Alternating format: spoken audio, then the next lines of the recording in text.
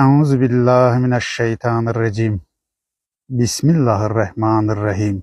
Kovulmuş, lanetlenmiş, taşlanmış şeytanın şerrinden, insanın o açık, açık düşman olan şeytanın şerrinden Rahman ve Rahim olan Allah'a sığınırıq. Allah'a sığınırıq, yani Allah'ın buyurduğu kimi yaşayırıq ki Allah da bizi korusun.